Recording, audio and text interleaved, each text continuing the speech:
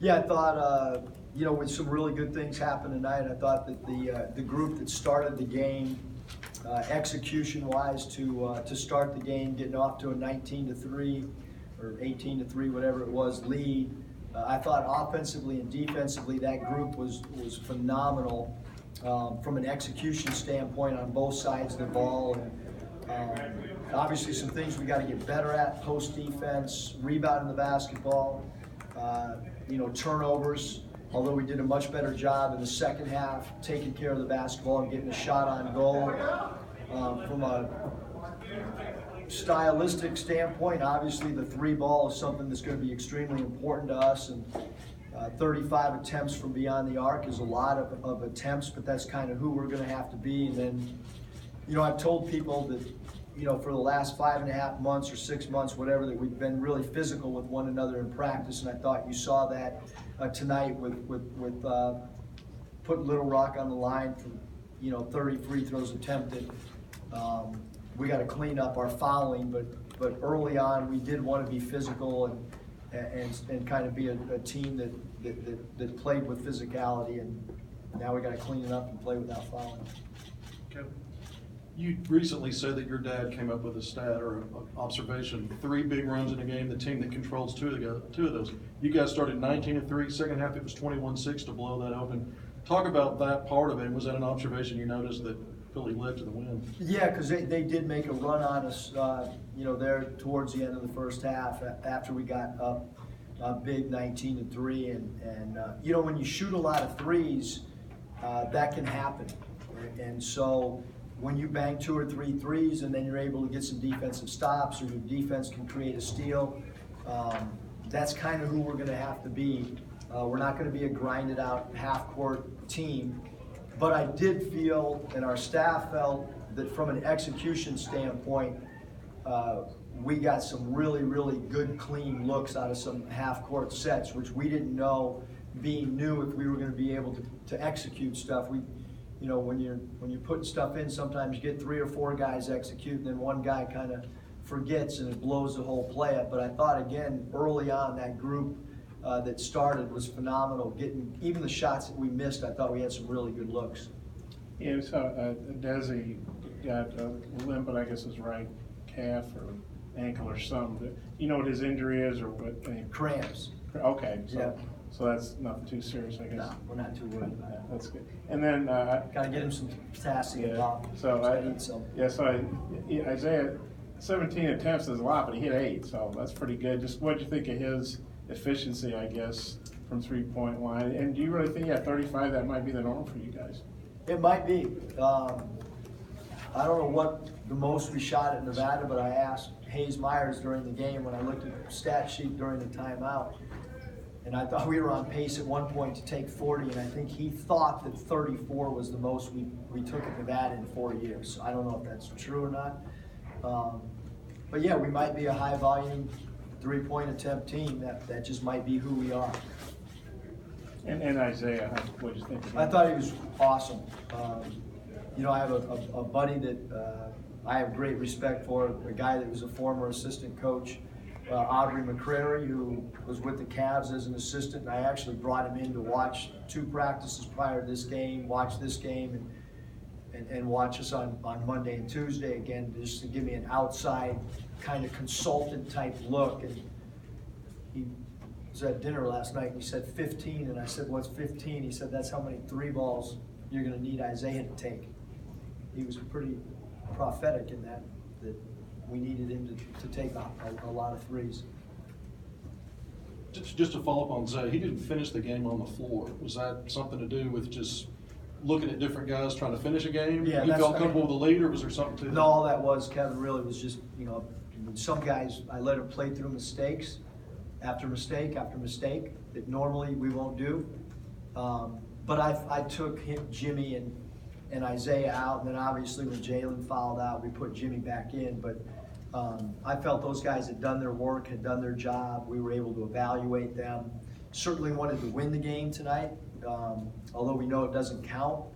But having said that, we also wanted to look at different combinations and some things as well. And So that was why. We wanted some guys needed some extra run or burn or whatever you want to call it.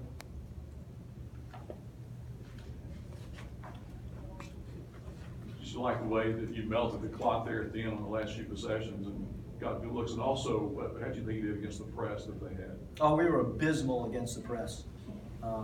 But again, it's early, and historically we've been phenomenal against the press. I thought we made a little bit of adjustment, had a lob when we had numbers for Ethan, and just didn't come down, catch it cleanly. But that's something that should not bother us. It hasn't bothered our teams in the past, but I thought from a spacing standpoint, we looked disorganized against their press, and it's also hard to play with the lead, quite frankly, with any team. Give Coach Walker's team a lot of credit. They did not stop playing.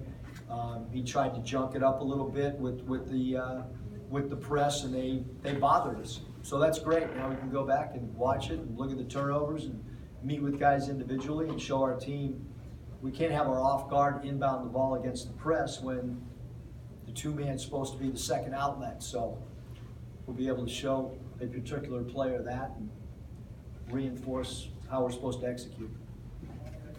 Coach, I was curious for your impressions on Jimmy tonight, the way he initiated the offense and hit the glass. It's not often that when you're recruiting and you're trying to put together a roster late, there's not a lot of options. We felt Jimmy was as good, if not the best fit that we could get from a guard standpoint because of his ability to rebound. There was other players that might have been good shooters or really good ball handlers, but believe it or not, we actually feel like Jimmy Witt is as good, if not the best rebounding point guard in the nation. He did it last year. If you look at his rebounds per minute, if you watch film of him, he's got an incredible nose for the ball, and we lack rebounding. And so we have a point guard that goes out tonight and leads us in defensive rebounding, and that's probably not going to be the last time that I bring that up. So, Just to follow up on Jimmy, I just wanted to say, it looked to me like when he drove into the paint and kick out, drove into the paint, it seemed like some guys drive in and maybe get tied up with the ball. He did a good job, it looked to me, of getting guys that were open. Is that something he brings as a point guard skill that you knew about when you watched him, or is there some surprise there? not really. I mean, I think he's, I think early on in his career he was kind of a combo guard. And as time has developed, he's turned into a true point guard, a pass-first point guard. And, we're hopeful that he and Jalen, J5 together will be able to be really, really good point guards for us.